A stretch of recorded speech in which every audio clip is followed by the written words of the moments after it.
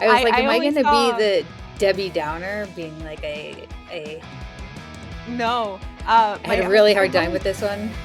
Oh, it was so bad. It was so bad. It was so bad.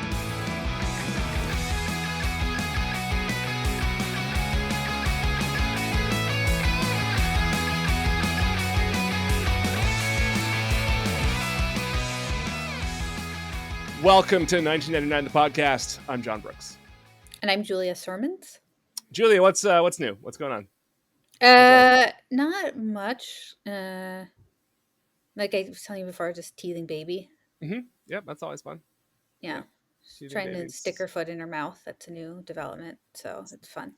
Best kind of baby is a teething baby. That's the famous saying that people say.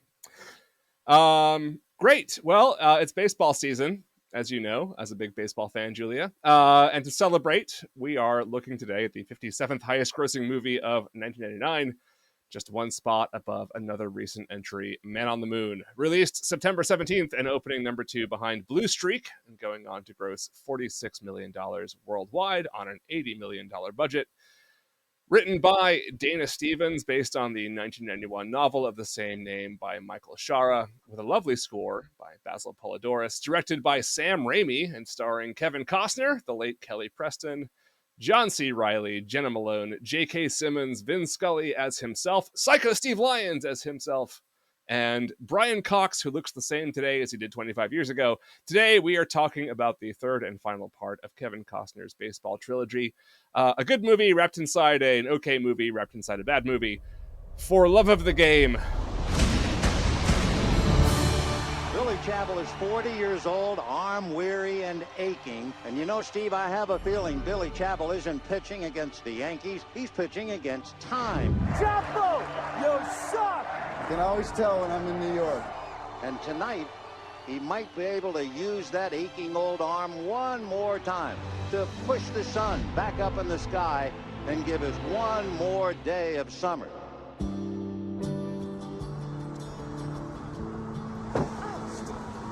Yeah, that'll fix it. Thank you. You saved my day. Like baseball? What? Would you like to go to a baseball game with me? Billy, if she don't want to go, I'll go.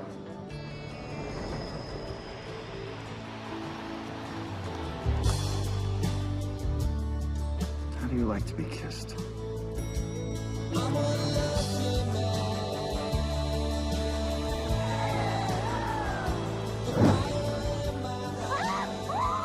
You ever gotten your heart broken? Yeah.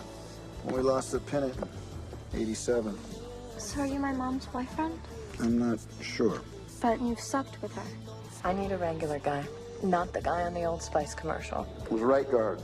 I was being metaphorical. Little boys buy cards with your picture on They them. buy those for the gum.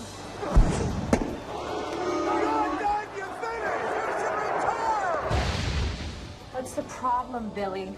Talk to me. You don't want to talk. You just want to give me your version of why she'd quit. I mean, haven't you ever loved anything that much?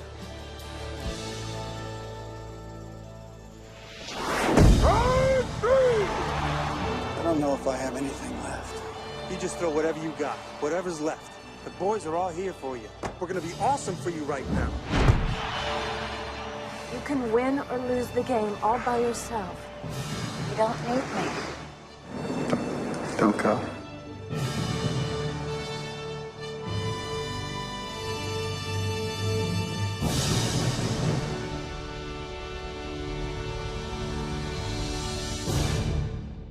So Julia, I know, you know, as a baseball expert, what's For Love of the Game about? Okay. Pitcher Billy Chappell, played by Kevin Costner, is facing the end of his 19-year career with the Detroit Tigers.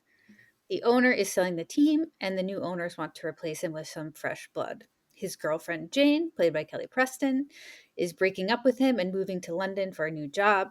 Jane thinks that he loves baseball more than he loves her. As he plays a game against the hated New York Yankees, Billy flashes back through the past 5 years. He remembers meeting Jane and their up and down, on and off relationship. Billy had injured his hand in a sawing accident, I think. Yeah. But he's determined to make a comeback. He gets petulant and pushes Jane away because he thinks that she doesn't believe he can play again. As these memories recede, Billy realizes he's on track to pitch a perfect game. Though his arm is killing him, Billy thinks about playing baseball with his father as a kid, and it fuels him towards that perfect game.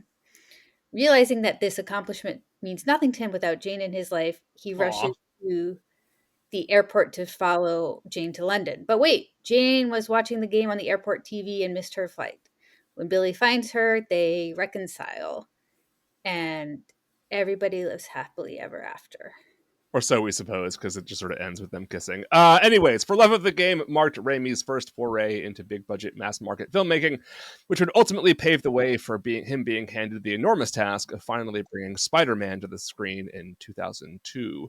But this was very different territory for Raimi, and his inexperience in the realm of pop movie making, as well as in directing romance, proved to be a hindrance. In general, the critical consensus for Love of the Game is strikingly consistent. To summarize, when the movie is about baseball, it's either good or great. When it's about love, it's either fine or terrible. It holds a 47 rating on Rotten Tomatoes and a 43 on Metacritic. The Boston Globe's Jay Carr gave the film its best review, writing, quote, "After revitalizing baseball movies with Field of Dreams and Bull Durham, he's now 3 for 3 with the funny, quirky, rueful, and richly textured For Love of the Game." And in the San Francisco Chronicle, Bob Graham wrote, quote, "For Love of the Game is the splendid title of Costner's new baseball movie, which is in every respect a romance. It's a romance about a man and a woman. It's a romance about baseball itself. Real fans surely must be tougher on pro ball than this movie is. And For Love of the Game, lip service is paid to front office manipulation and corporate finagling. But there is no hint of the nitty-gritty that turns fans off. The endless labor negotiations, World Series canceling strikes, the obsession with absurdly inflated salaries. It doesn't matter. For Love of the Game is about the mythology of baseball. Scratch those same demanding fans and you'll uncover a deep vein of honest sentimentality. Movies like this express big, real emotions that people may be reluctant to put into words. That's one thing Hollywood movies are supposed to do for us."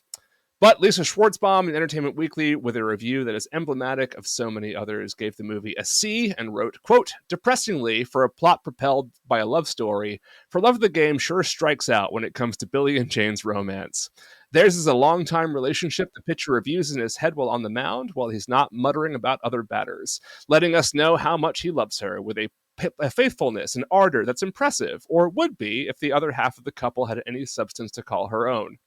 As it is, Billy is pure and simple. Jane is flittery and neurotic. Billy says what he wants and how he feels. Jane doesn't have a clue about herself.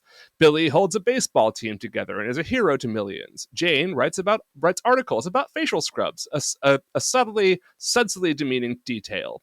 You don't need me, you and the ball and the diamond, you're perfect. A perfectly beautiful thing, Jane tells him, from a speechifying script by City of Angels' Dana Stevens, as she breaks the news that London is calling. But what's she offering? Costner has a weakness for playing opposite mild female co-stars rather than actresses who can give him a run for his millions, and Kelly Preston fits the plastic mold serviceable but wan and undistinguished, a blur against which the actor's own thin psychological contours can appear a little better drawn. But this imbalance, which suggests a worry that audiences might redirect their attention for a moment, does the actor, the character, and the story no good. Instead, the believable love of Billy's life would appear to be his catcher and devoted friend / nursemaid, Gus Sinsky, who, as played by the wonderful John C. Reilly, has even more of an inner life than darling Billy. And then finally, Stephen Hunter in the Washington Post, in a mostly scathing review that praises Costner's performance in the baseball part of the movie, comes down hard on everything else, writing, quote, "Couldn't the screenwriters, working from the novel by Michael Shara, have come up with a worthier woman for this aging companion? Kelly Preston's Jane, besides being New York's most fabulously successful freelance writer, wears black, goes to gallery openings and with men who speak in British accents, and is amazed to discover that in baseball they count everything.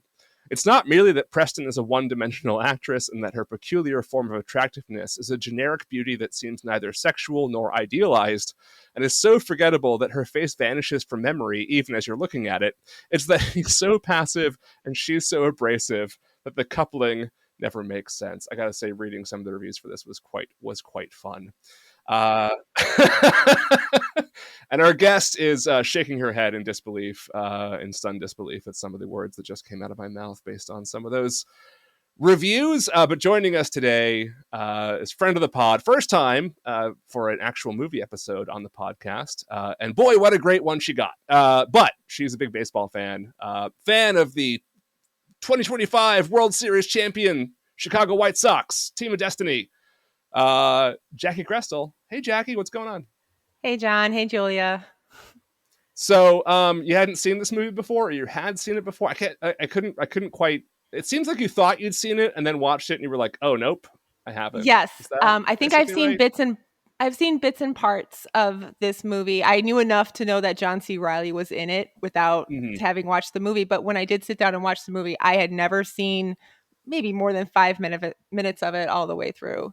So it was my first viewing. Yeah.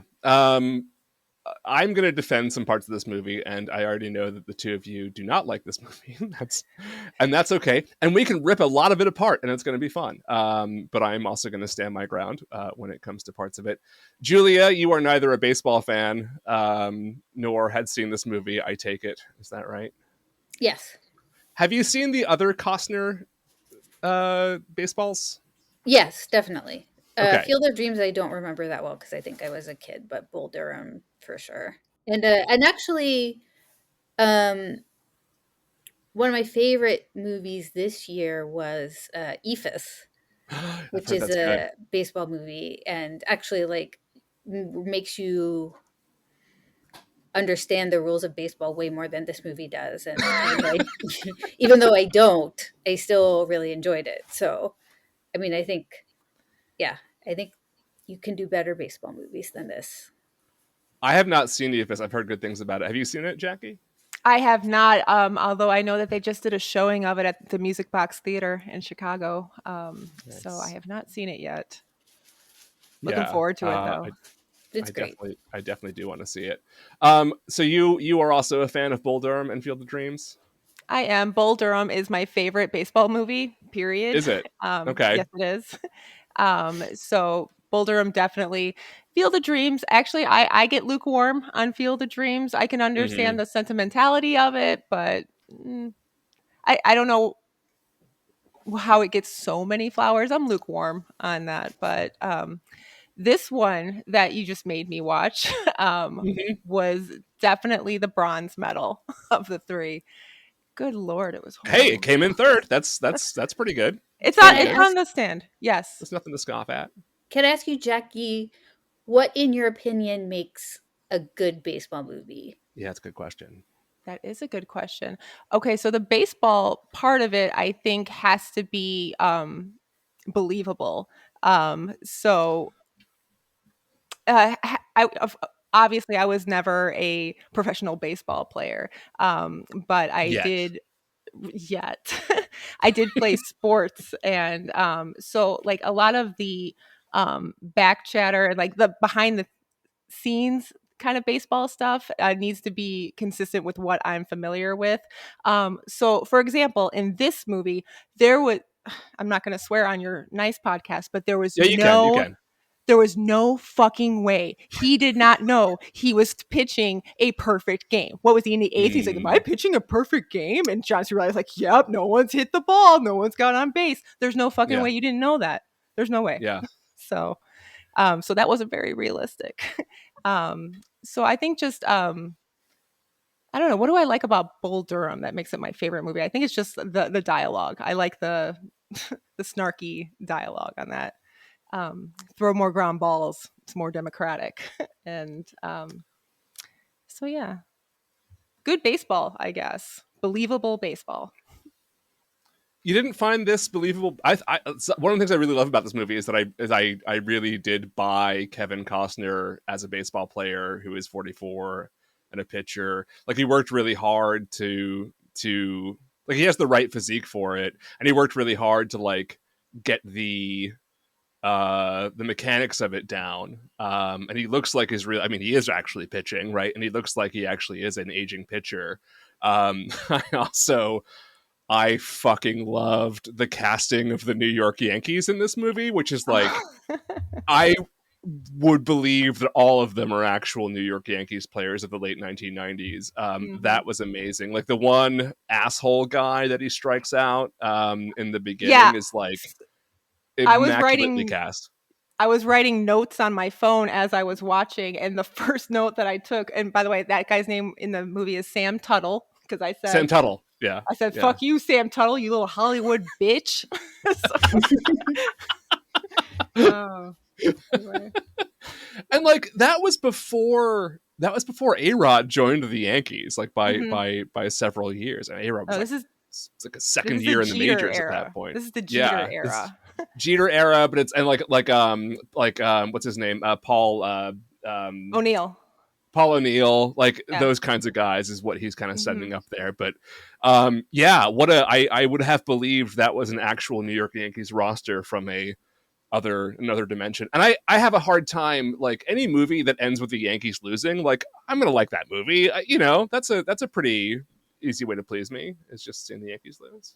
But John, who won the World Series in 1999? I don't know. Whatever. Who cares? Look, it's New fantasy. You know what I mean? So the Yankees lost it in the movies, and they won it in real life. Who cares, though? You know what I mean? Anyways. Yeah, I actually grew up in the Connecticut suburbs of New York City, so like the Yankees were beloved, like they were the team. Yep. And it's only like when I went to college and had some friends from Massachusetts that I really understood the pure depth and hatred for the Yankees. It is that other people have. It is pure and real and good, and definitely it defines us as a people here in Massachusetts. So yeah, I actually I love all the baseball stuff. You're right that nobody would not know they're pitching a perfect game. The closest we've ever come to that is Doc Ellis, who was on LSD. Like he didn't really know where he was. Also, Chappell's on the mound and he's talking to the batters, like pumping himself up. It's like, all right, Birchie, here comes my fastball. You don't think the batter can see you say fastball? You don't. I think that like a lot of that is meant for us to kind of imagine that it's sort of, it's all like we're seeing inside of his mind a little bit, but who knows? The mechanism. The end of it where like it's like he finally does it and you're like down to the last 3 pitches or whatever, and that I found like actually genuinely thrilling. Yes. And unpredictable too. I like the way they set that up. I thought it was great. I really thought that little bat boy kid was going to get him in the end. The minute we met him, I turned to my husband. I'm like, he's going to rook the game. He's going to win the game. Yeah. But so that was one trope that they didn't follow. Good for them. Yeah, I think that they made that conceivable enough that I was genuinely not sure whether or not, like, is this a movie about a guy who like just barely doesn't pitch the perfect game and like that's how he goes out, and there's a lesson there somewhere, or is it like he does and this kid has a great career, but like that's where he starts by almost getting a hit off of a perfect game to end it. The Carlos Rodon game, if you will. The Carlos Rodon game. And I also I loved as a baseball fan, what from Raimi's sort of perspective is the way that last out is shot, where Chappell like sees the ball go into that like no man's land of the infield, and it's just kind of rolling and there's nobody there, and he wants to reach out and grab it but he can't, and there's no control, and then suddenly the second baseman comes sliding along and grabs the ball and picks it up and throws it, and the kind of look on his face when that happens, like that's all very observant and like very much like true to those baseball moments. It's these little things that I like about the movie a lot. So let me ask, on that last play, can you remind me, did the ball touch Chappell's mitt on the way to the no man's land? I kind of remember it touching his glove. Am I wrong? I think it might have. I don't exactly remember. And there's no way they throw that runner out at first. There's no way. Right. Okay. And I do love. I don't think it did. I think he just missed it. And it just kind of rolls out that way. I do love one of my favorite characters in this movie, though, is like the Yankees fan at the bar in the airport, and that moment where, like, what's his name? The kid was out by a mile in Yeah. front. And he's There's like, no way. it was safe. He was safe. And he's like, no, he wasn't. And I'm like, I know that guy. Oh, man. I used to watch baseball with Yankees fans like that. Okay, so I'll just let you guys start talking about everything that's wrong with this movie. Julia, you want to start? Yeah, I mean, I think definitely the love story. Yeah. Just like, ugh. That's I just accurate. I think it's just like plotting and like uninteresting, while at the same time like bringing up some like parts of the like worst parts of the like 90s sexual politics Sure. that like as someone who was a teen girl at the time, like I still carry with me. It's just like, ugh, this again. Yeah, and I forget who it was, John, who you quoted, but the idea of Kelly Preston is just like a total blank. Just like I know. I was backstage with my mouth agape. I'm like, oh my God, 1990s beauty standards were crazy. Yeah. Yeah, the idea that Kelly Preston is like the whole line about her like disappearing from your mind. Like, I'm like, no, it's not that bad. Like I know what Kelly Preston looks like. I always knew what Kelly Preston looked like. That's silly, but yeah, that's someone who is just trying to be very harsh by way of being like overly sexist in his response to Kelly Preston. But look, Kelly Preston is a very, very bad actor, and like, yeah, I mean, she's dead. I feel bad. I feel really bad talking about a dead person, but like she died like 5 years ago, whatever it was. So, and I don't like shitting on someone who is deceased too early, but boy, did someone in Scientology like get her this job? Like, how the fuck does this person, because to make this work, because it is so sort of pedestrianly written, right? To make this work, you really do need someone with a lot of dynamism who can like be better than the material. And I will say, I think like Costner and her have pretty good chemistry. I never really doubted that. It's just that when they're actually talking to each other, the whole thing is just falling apart at the seams. it just seems like it's not how humans in a relationship talk to each other. Correct. Or to anyone for any reason in any situation. I texted my friend who hosts a different movie podcast because he's my movie guy, and I was like, this movie is like if a Hallmark baseball movie and like a public access baseball movie had a baby, and then that baby tried to remake Field of Dreams. They tried to be very sentimental, like with the parent things. And at first, like that opening scene where it's about him growing up with his dad. And, I recently lost my dad. And I'm like, oh no, this is going to be one of those Field of Dreams movies. I can't do it. Yeah. Lucky for me, no, it was not that kind of movie. It was just so bad. The love story is horrible and awful. I didn't see the chemistry between the two of them. Yeah, me neither. Yeah.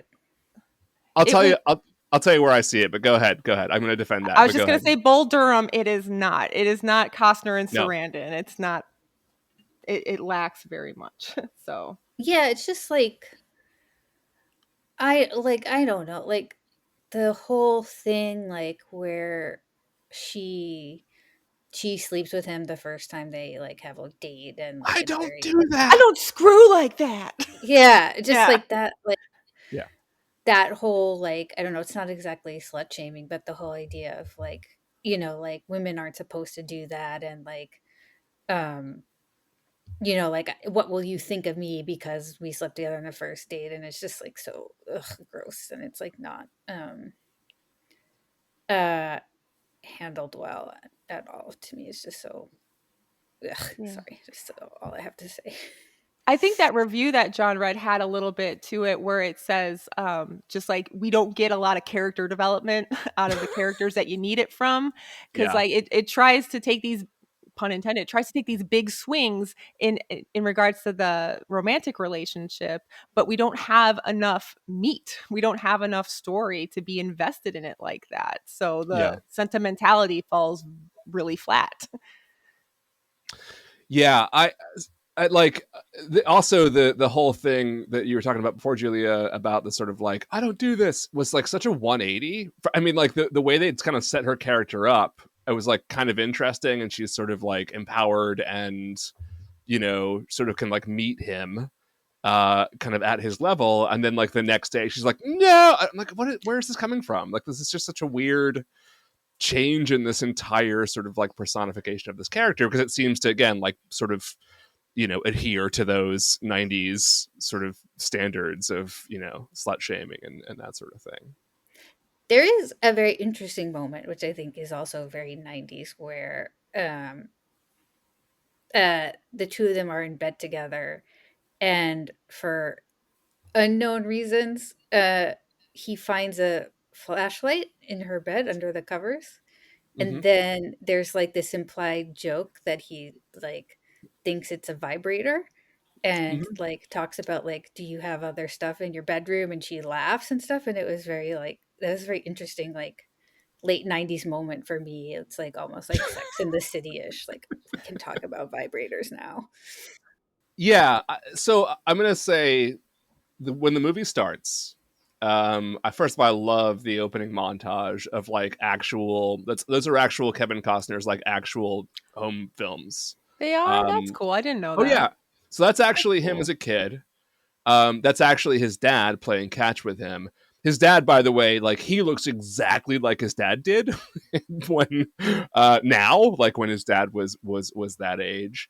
So I love that. I love the like Basil Polidorus is really like borrowing from the natural in terms of the score at the beginning there, the piano music, and like I'm like it's a wonderful kind of setup to it, and then I love that the whole it goes from sort of his childhood sort of idealizing of baseball to this moment where he's like it's all kind of coming to an end and he's like struggling with it existentially. It's such a great setup. And I also really loved like everything about what was going on with Costner and Preston from the moment when he meets her when her car is broken down, and there's like a little bit of self-deprecation with him there. Like it's there's a lot of really good comedy and sort of flirty moments going on there. I love their like first dinner, and where she was like she holds up the sign that says yes whatever, and he's very awkward. Like that's all great, and then just also like she like ran like Dana Stevens like ran out of stuff to say and write about for them, and that was the peak of kind of where I believed their romance. And then everything after that, it's just like whenever they open their mouths with each other, I'm like, what is happening? Like, how are you having this conversation? And it brings down what I think could be like a really good, interesting movie. And I think even with what you have here, you could shave off 30 minutes of any scene that they're together, and you would have a pretty good baseball movie. You would have the same movie if you lopped off half an hour of their but like better, right? Like a better movie that doesn't drag down so much, right? Like you would have a movie about a guy who is like trying to come to terms with the end of his career and figure out like how to go out in his own way.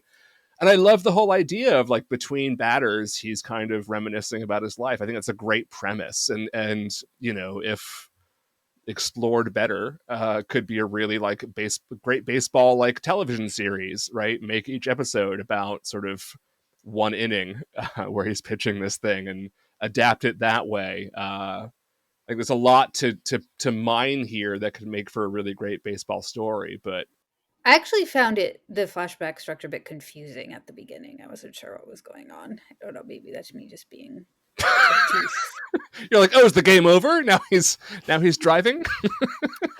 I will say, to go back to that dinner scene. Yeah. There's that moment where Costner asks her, "How do you like to be kissed?" Yeah. And like that's such a like romance hero line, and like yeah. Costner's a sexy movie star, but he like can't pull it off. Like I don't know, it's like you have I to be like the awkwardness of it. I think that's charming. Like I like the fact that he like doesn't, I don't know, that doesn't come naturally. I don't know. I think that Costner does have the bat speed to be that romantic, and we know that from Bull Durham. What kind of kisses does he like? He likes slow, wet kisses that last 3 Yeah. days. It's Yeah. just it's the dialogue. He had nothing to swing at in that one. So, Julia, how much Mhm. of this, something I kept thinking about. So like, yes, I blame Dana Stevens a lot, and then I looked at like what else she's written, and I'm like, oh, City of Angels. Okay, this is all starting to come together. Uh how much of this do you blame on Sam Raimi? I don't know. I I guess I have to do it a bit because it just kind of um I think the baseball, like I did even as a non-baseball knowing person, I did really enjoy the baseball parts of the movie, and I thought they were kind of the best parts. And I do think they, like you were talking about before, John, like their parts are montages or like pieces of editing that make it really exciting, especially at the end. Um uh so I think he does a good job with the part of the movie that's good, and then the second part, I mean, like, it just kinda the, um visually, it just kinda, like, falls out of my brain, the second part. Mm, Um, the romance part, I guess is what I would say, so mm.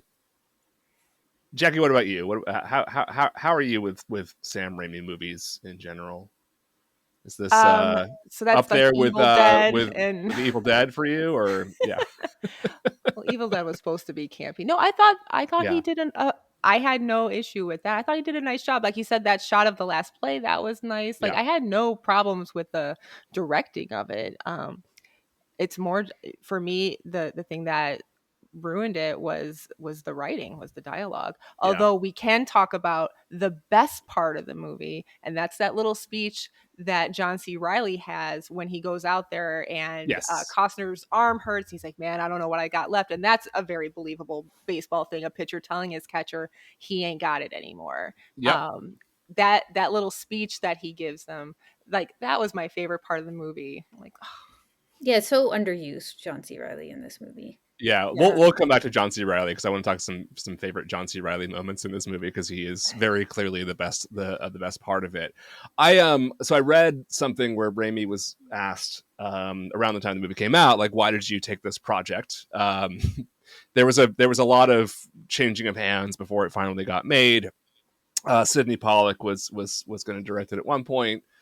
And Raimi has not made a movie up to this point where like someone doesn't die. Like, like this is not at all Raimi's world, and it was like an important sort of proof of concept that he could make a Hollywood movie, right? So that he could get Spider-Man. But there's no way he would have been handed Spider-Man without first having done something like this.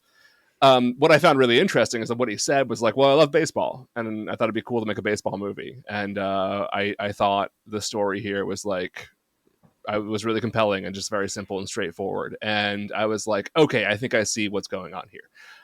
Because again, the baseball scenes are evidence of a director who like wants to do something interesting and tries. And every time he's directing one of the romance scenes, I just feel Sam Raimi being like, get me out of here. Like, let's get through this as quickly as possible. I do not want to be doing this, and I'm terrified. It's like Raimi and George Lucas should just like never direct human beings interacting with each other emotionally. It's just a bad idea. It's not sort of what they're great at. Some of the weakest parts of Spider-Man, right, are like that, and it's just not what he's good at. And so I think there's a lot of reasons, Kelly Preston being one of them, Dana Stevens being another, but also just like this is not what Sam Raimi does. He does not direct romance scenes. The upside down kiss in Spider-Man being the one notable exception to a classic romantic scene in cinema, but yeah. Do you think that Sam Raimi showed up to work just super psyched on the day that they had to shoot the hand injury scene where he walks Absolutely. out? Like, Well, that was Absolutely. so weird. It was like So almost weird. incoherent. Like you Yeah. see him with the saw, and then like you expect to see at least some of the injury, but you right? Am I remembering this correctly? Like you see him with the Correct. you don't saw, see any of it. and, Yeah. and then you just next you see him with the bloody hand. Yeah. Yes. Yeah. Uh, And the whole thing is like it, that whole part's unnecessary. Like you don't need any of that. It's yeah, yeah. yet I mean, like it just, I guess like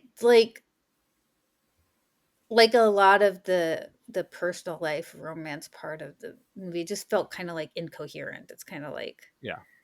something like kind of slapdash or like something's missing, and it's just not the way humans behave. Yeah, normally when you're bleeding profusely, you don't tell your girlfriend, like, call the trainer. He's the most important person right now. Like, okay. That Yeah, was it's one of kind of those like lines that I they have to hammer home the issues in their relationship like that. yeah. Like it's just such a blunt way of being like he Yeah. doesn't need you. Yeah. Um It like insists upon it could be itself. more subtle. All right. So okay, I want to ask you this because this is another place where I have controversial opinions. Tell me, both you guys, tell me about your feelings about Kevin Costner. I know, like Julie, we've talked about JFK before, and I know that one of Jackie's favorite, baseball movie is Bull Durham. So obviously, like, there's something about Kevin Costner that both of you guys like. But I have Kevin Costner opinions. I will share them in a second. But Jackie, what are your general Kevin Costner opinions? Believe it or not, I don't have many opinions about Kevin Costner besides the two movies that he's in that I enjoy. Three movies. I'll throw The Bodyguard in there. Okay. But other than that, he's pretty forgettable to me. I don't I don't think he's a big heartthrob. He doesn't do that for me either. So yeah, he's pretty forgettable to me. Sorry. He's the Kelly Preston of male actors. Wow. See, there you go again. Yeah. we could have just been making fun of Kevin Costner. Julia, how do you feel about Kevin Costner? I mean, I would say with the exception of Bull Durham, because like undeniably sexy, right? Like I understand the appeal, but it's just not for me. Okay. And I think like why I love him in JFK is because it's not really like about him being a sex symbol. It's about him being this like obsessed man. Like I think it's like it does something interesting with his masculinity. Like it's like the movie is all about kind of like drawing a connection between conspiracy theories and chasing conspiracy theories and being and having like masculinity in crisis. Yeah. Because it's just like in JFK, he literally, in I think his like summing up in the court says like we are all the children of a slain father leader. And it's like not it's Oliver Stone, like it's not subtle, but it's just like the idea that he's kind of like wounded and needs to figure out this horrible trauma. Like I think that makes him more interesting than just being a heartthrob. But in this movie, I feel like it just seems like he's not even trying to be a heartthrob. He's just kind of like flat, like there's a like I think part of his appeal to the people he appeals to is the like kind of like stony masculinity, and like it doesn't seem like he's even doing that really. It's just like kind of flat. Yeah. All right. To the heartthrob thing, I think one of the things I really like about this movie as well is that baseball players like generally aren't heartthrobs. Like, and it feels very like natural that he's just a guy who like has a career where he makes a ton of money and is like beloved by a bunch of people, but like that's kind of it. Like he's not the Derek Jeters of the world are kind of few and far between, to be totally honest, right? The people who are both great baseball players and also like have that it factor that sort of transcends that and puts them in commercials and that sort of thing. So that kind of felt very authentic to me, that Costner is almost kind of downplaying his own sort of status as, you know, one of the 90s most sort of bankable, you know, kind of leading man, you know, as you say, heartthrobs. To me, Costner is, I think, the most underrated actor of his generation. I also think he's like one of the best of his generation. He was and is often given material that isn't quite up to, I think, his talent. But whenever it is, and whenever a script is really good, be it Bull Durham or Field of Dreams He or was really good in Molly's Game when Aaron Sorkin was writing for him. absolutely. One of my favorite movies is Clint Eastwood's A Perfect World, and I think that's like one of the most incredible performances in a movie. The Untouchables, he's great in. And even when the script isn't great, like one of the things I just love about him in this movie is that he just has this ability to like really say a lot in his face, in a very kind of naturalistic way, where he's not like trying to be like, I'm going to, you know, project sadness here. He just has this very like remarkable way of showing his sort of inner emotional life on his face, and it's not something you can like teach, right? And I just find him, I've always found, like in everything he does, I just find him, even in The Postman, like I find him just really impossible to stop watching. You know, Dances with Wolves, like another one that, you know, we should probably mention here as like a good Costner movie. So I just think he's like one of those actors who, partly because I think he's really always enjoyed kind of doing his own thing. Like he wanted to make Waterworld, you know, like he wanted to make The Postman.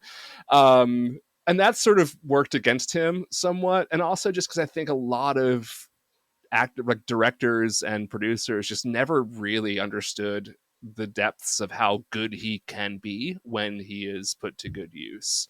So I think that the fact that he really does elevate this movie, like it makes it feel very personal. Like it almost feels like autobiographical for Kevin Costner at certain points in this movie.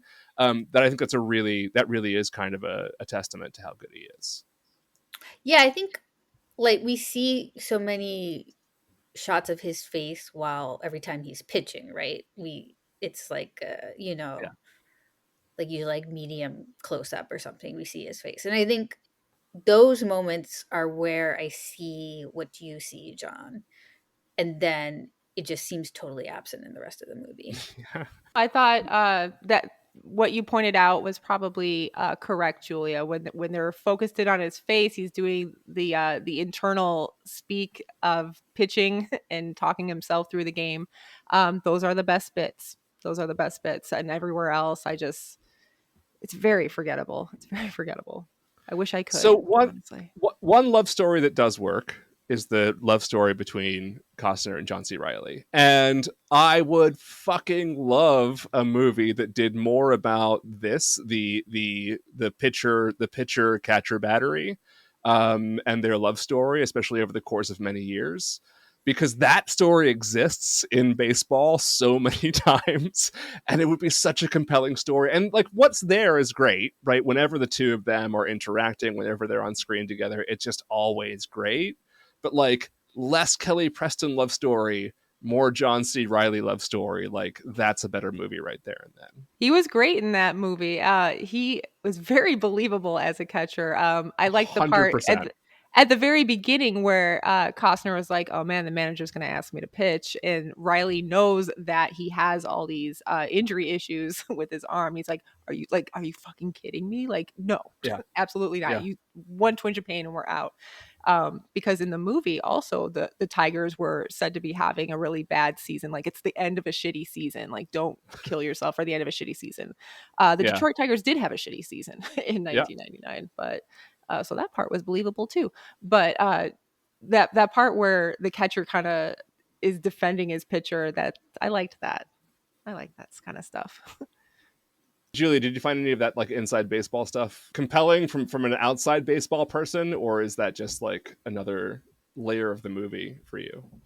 Well, I think I understood like the vibes of the relationship and like what that relationship is like, and I think Yeah. like um yeah, that moment at the end where, or I guess it's not at the end, but that moment where uh Costner says like I don't know how much I have left, and John C. Reilly says like just throw whatever you have left. Like Yeah. that was one of the most beautiful moments in the whole movie, I think. And that Um Riley also like, legs out that double, and that, he's the one run that scores. It's just, especially because J.K. Simmons was like, he's not hitting, he's not going to hit. We'll talk about J.K. Simmons in a second. well, good. I kept thinking about like one of my favorite pitcher catcher batteries, and it's very similar to this, and it's Tim Wakefield and Doug Mirabelli, who, Tim Wakefield pitched for the Red Sox in like the late '90s through the 2000s. Also, someone who retired in his mid 40s, who died of cancer last year. He was a knuckleball pitcher, right? Julie, do you know what a knuckleball is? No, please Okay. enlighten me. So a knuckleball, it's like you throw the ball like with the ball sort of in the tips of your fingers, right? Okay, thank you, Julia. She's going to demonstrate, or Jack's going to demonstrate. There you go. So like that, So right? normally you hold it with your fingers, right, Okay. like and a rested into knuckleball. your cusp here, right? And then so you hold it like this, and the Mhm. pitch is actually like not a throw so much as a push. So you actually have to figure out how to you have to do like a Hadouken move with your hand, Okay. and and what it does is sends this very slow pitch like to the plate that if you can get it for a strike, it's like basically unhittable, because it's like it just doesn't spin. It's really hard to pick up what it's going to do. And so if you're a batter, you're like, I don't know what to make of this. And so the whole idea of a knuckleball is like you have a fastball and a knuckleball, and you throw the fastball sometimes and the knuckleball sometimes, and you do your best to like basically get a hitter off balance. And Tim Wakefield was incredible, like a great pitcher, probably the best knuckleballer of all time. But he couldn't throw to anybody but Doug Mirabelli. Doug Mirabelli was a lot like John C. Reilly in this movie, a really good catcher who like couldn't really hit.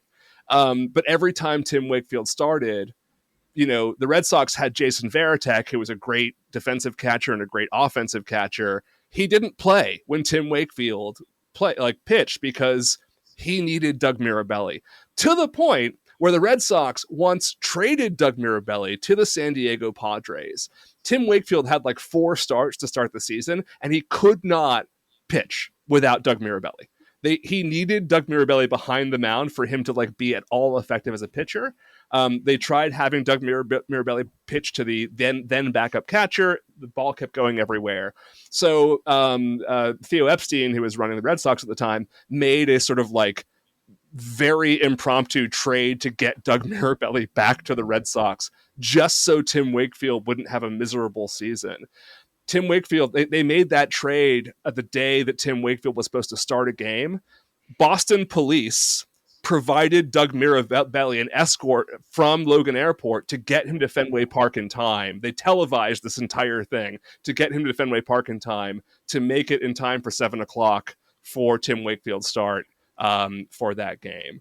And it's like that sort of thing that I think this movie captures so well, is that like you gotta have your guy behind the plate, because that relationship is just so important to these like longtime pitchers, especially the ones who are like aging, and they can't just like throw to anything anymore. They have to like plot it out and make sure every pitch is exactly what they want it to be. But anyway, yeah, I loved that. It's a great story. Yeah, I think John C. Reilly just has that. He can really do that kind of like eager puppy dog thing really well, and so it's perfect for him um, as the support. Yeah, I think and like it's that's like what baseball players looked like like the guys who started in like the early 1980s. Like that's the what John they look Crux of the world. like. The John Crux of the world, exactly. Yes, very much John Kruckian. Yeah, he is just every scene he's in, even when he like at the end when they've had the perfect game and he's like passed out drunk and there's that beautiful scene between the two of them where he's like, "Get me some water." It's everything about it is wonderful. J.K. Simmons, who is something of a pretty irregular with Sam Raimi. What's funny about this role, and he does the like crusty old manager role perfectly, is that he's supposed to be 63 in this movie. Costner was 44 in this movie. J.K. Simmons is 9 days older than Kevin Costner. Is it like, because I didn't, did they mention he's 63? No, but like in the script, he's 63. They like bald him and like they give him this like, you know, old guy mustache and sort of give him that vibe. J.K. Simmons is a guy who has looked the same since 1995, and he has looked roughly 60 that entire time. So it's not exactly a stretch, but Like, why does he have to be 63 though? because that's the age managers Well, work. I think also that they were. I thought this the minute I saw J.K. Simmons was in this movie. I'm like, are they trying to do a Sparky Anderson with him? Yeah. Yeah. So Sparky Anderson was a manager in the major leagues who. This was very typecast in my opinion. Like he looked just like him, didn't he? I'm like, okay. So I think like they were going for that kind of thing. They were trying to make him Sparky Anderson. So I think that's why he had to be 63. Yeah, it's like the idea of a manager like Rocco Baldelli right now is like in his 40s, right? Who manages the Twins, or like Kevin Cash who manages the Rays. Like the idea of like a 40-something manager just like didn't exist back then. Every manager was like a grizzled old player who was like in their 50s or 60s. That was just sort of to be. What about Will Venable? Will Venable, that's right, yeah. Or Robin Ventura, like, yeah, sure. Robin Ventura was my favorite. I know.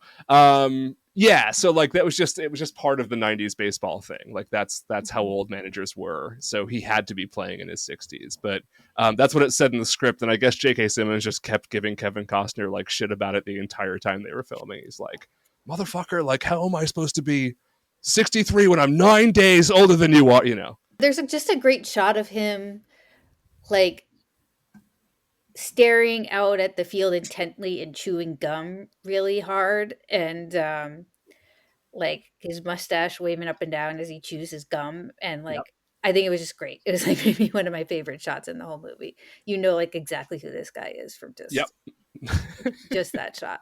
He also reminds me of like who was the manager for the Tigers in the 2000s? Fucking, you know what I'm talking about, Jackie. I do know who you're talking about. I can't remember Gray hair his chain name smoker. Yes, he was there forever. Hold on. God damn it. His name? Keep talking. I'm gonna look it up. Yeah, it's completely irrelevant. But now we have to know.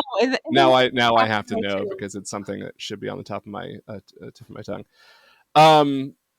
I also really liked anytime Jenna Malone is in this movie. Yeah, I liked her. She was really good. I really like Jenna Malone though, just in general. I do too. She's great.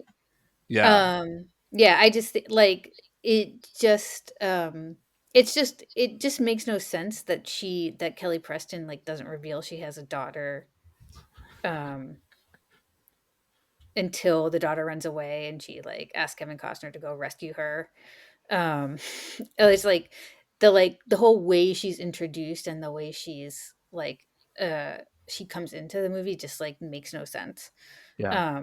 And then there's that like really gross part where she's on the airplane with Kevin Costner and the other baseball players like think she's his like date or something, and they're holding up the signs that say like 15, 16, 17. But very authentic. Like again, like very authentic to like that era and the sort of like, you know, stereotype of the baseball player of that time. Yeah, it's fucked up, but like they know it's fucked up, and wasn't sure if I was supposed to find it funny. I don't know. It was I think we were. I don't know if they did think it was fucked up in 1999. No, yeah, I don't probably think not. so. Yeah. No, that was earnest. Yeah, but the scene where she bumps into him in LA after she's like Yeah. after Kelly Preston and Kevin Costner have broken up for a while and she sees him again just randomly and them saying they miss each other. That's a lovely little scene. Yeah. Jackie got an answer on who the Tigers Jim manager was. Leland. Jim Leland. Of course, it was Jim Leland. Yes. I saw his picture. Yeah. I'm like, yeah. Jim Leland is like the quintessential vision of what a manager of a baseball team was in like the 80s and 90s for sure. Also, kind of looks like J.K. Simmons.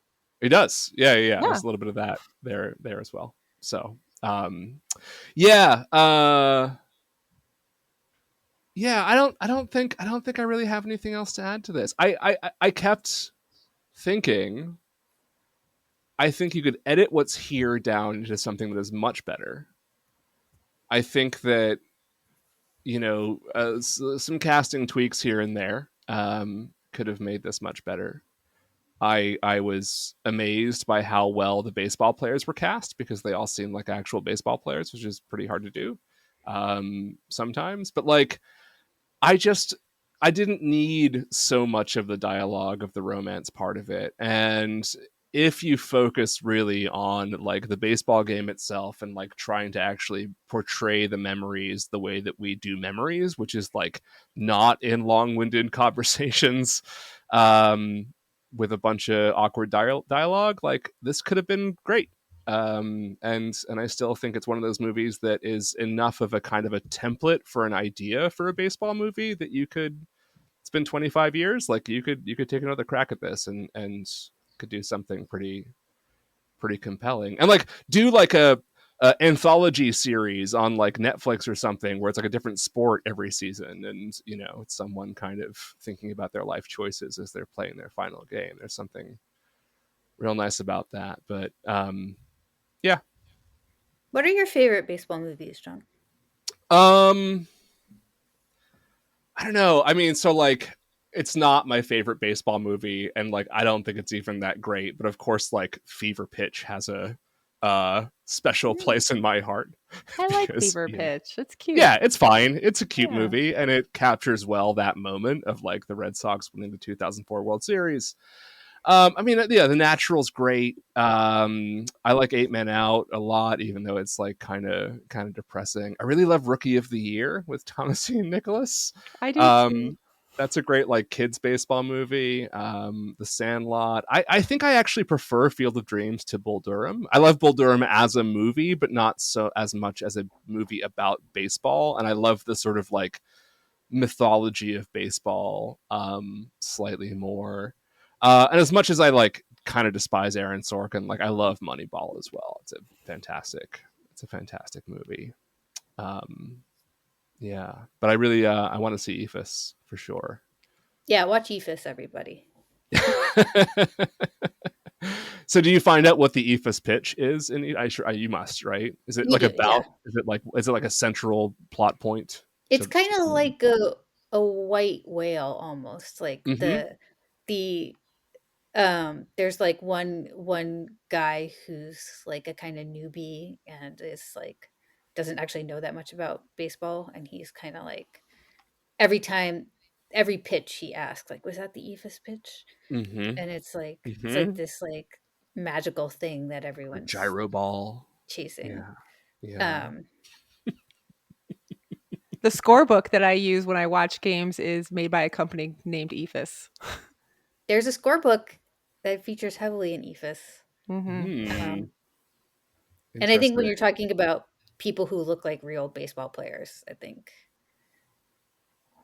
EFIS knocks it out of the park with that. Yeah. I even like real quick. I also really like the story of the guy who like again looks very much like a 1990s Yankees player, but like used to play with him and like helped him move and all that sort of thing. And like that's one of the guys he has to strike out a bunch of times. Like that's all great too. Birchie. I like that texture a lot, and that just felt really authentic because a lot of players have experienced that as well, where you're like you come up with a player, you play with them for several years, and then they get traded because they're really good, and like they go play for the fucking Yankees, and you have to, and the way he keeps like tipping his cap to him every time he strikes out, like it's just like very slightly. Good stuff. Good baseball notes. I like it. I thought of two things that I don't want the podcast to end without me mentioning. Okay, go for it. First is they made fun of the Jose Canseco thing where the ball hits his head and then it's a home run.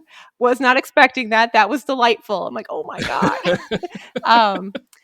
And the other thing that I really enjoyed about this movie, and I don't want the podcast without us talking about Vin Scully and Steve Lyons, because that was really a treat for me. And they perform it very well. Like it doesn't feel like they're reading a script. It feels like they're doing their thing. Mm-hmm. Steve Lyons, man. That guy. Talk about interesting baseball characters. At least he kept his pants on. He did. This time he kept his pants on. Steve Lyons, Julia, who is who Vin Scully is. Definitely. Right. He was a big figure in my childhood. Steve Lyons is the other guy, who around this time, like he was actually broadcasting for Fox, I think, right? And then he left because of some scandal, and then he came back to work for Nessun for a while. I don't remember what the scandal was either. Anyway, his nickname as a player was Psycho Steve Lyons, because he would always do like very weird, erratic things while playing baseball, including like taking his pants off in the middle of a game at first base because he had like a rock stuck in his pants from like sliding into a base one time. And so like just like between innings, he's just like standing at first base, takes his pants off, and like didn't know the cameras were on and they were back showing stuff. And so another very proud moment in the Chicago White Sox lore. A very proud moment. Oh, is that when he was a White Sox, right? Mm-hmm. That's right. Yeah. Because he played for the Red Sox as well. I think before that, I don't know. He was kind of a journeyman at some point, but he used to like write random shit in the in the dirt with his foot in front of the base. Anyway, yeah, interesting cat, but a very good broadcaster. He was always very charismatic, better than Joe Buck. So, well, that's not hard, is it? It's not hard. Yeah. Joe Buck is bad. Mm-hmm. Can I add a little tidbit? Go for it. In the meet cute where Kelly Preston's car breaks down and Kevin Costner comes to rescue, the mechanic is played by Dominic Lombardos, who you may remember as Herc, the meathead cop from The Wire. And it was fun to see him with a head of glorious wavy hair and basically the same accent. I actually loved him. I loved that little moment where he's like, yeah, whatever you need. We'll take care of you. Like first he's trying to extort her basically. And then like he sees the baseball player and he's like, that's fine. We're good. Let me give you a ride.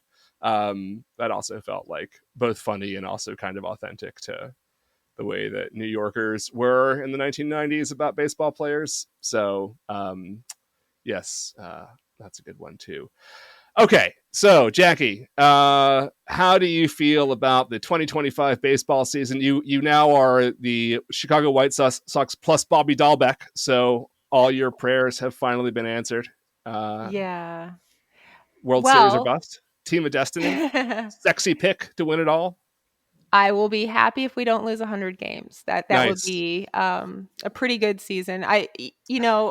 Today, what marked our sixth pitcher in spring training who had to have Tommy John surgery. Our sixth. Uh-huh. And that's just horrible because that means that we have to keep Mike Clevenger on the roster. And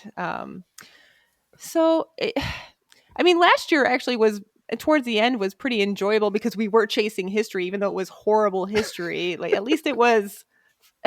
If you can't laugh, you just don't belong in this. What business, was the final number? 121. 121. Julie, did you know this? No. The Chicago White Sox last year lost 121 games out of 162 games. 121. No, I know they haven't been good for a while because they were good relatively recently, right? 2021 wasn't that long ago, Julia. We It's were true. okay They were then. decent. They were decent. We made the then. playoffs, okay, but so did the Oakland A's. So I don't know what that says. We lost to the A's. So Yeah, I went to school on the south side of Chicago, so to the did extent you? that I have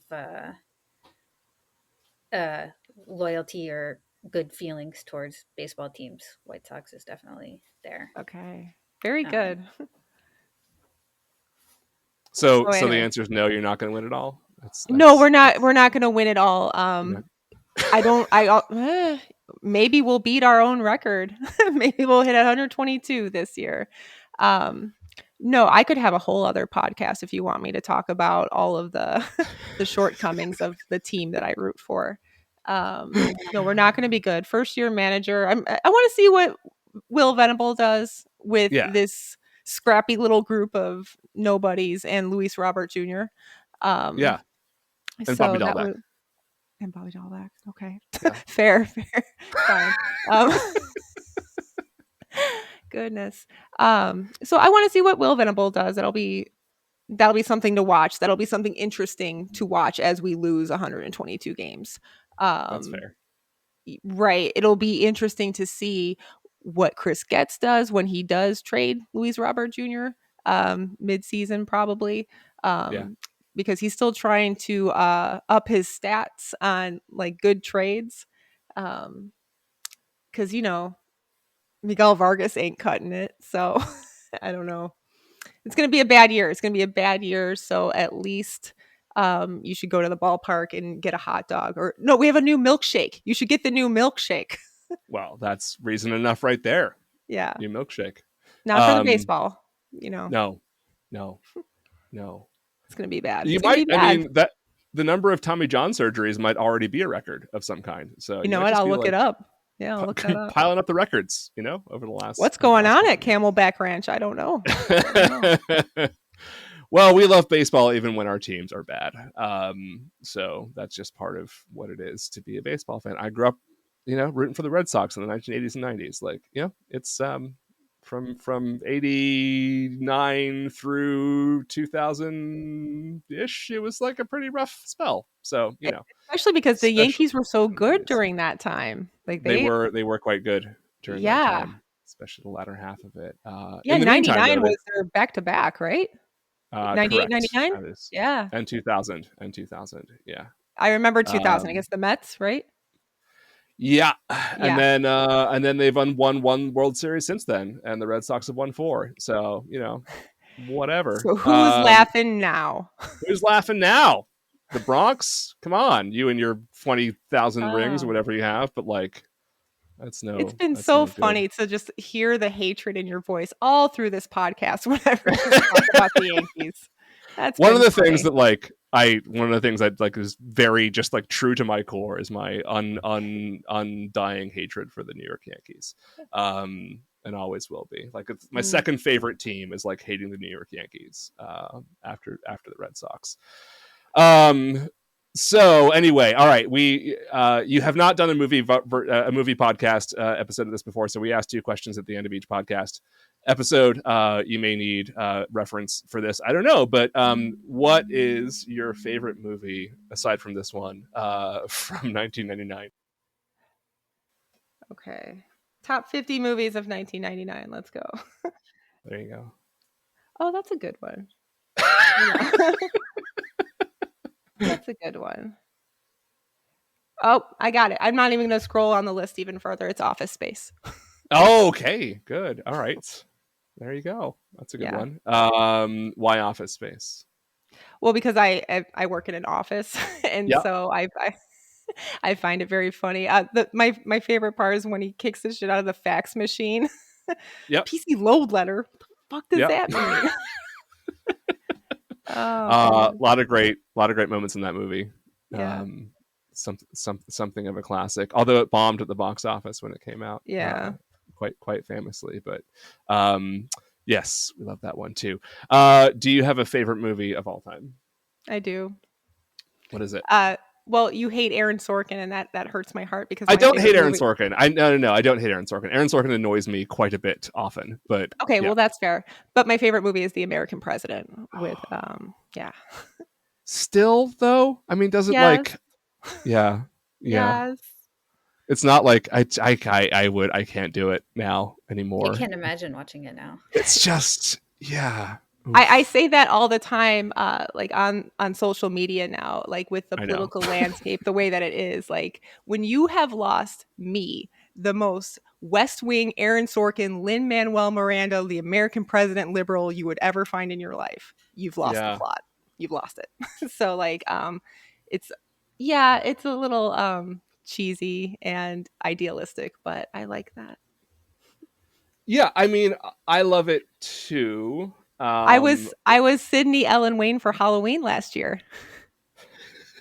I really was. I don't love it that much. Every year I would look for the perfect green skirt suit so I could pull it off. I finally found one.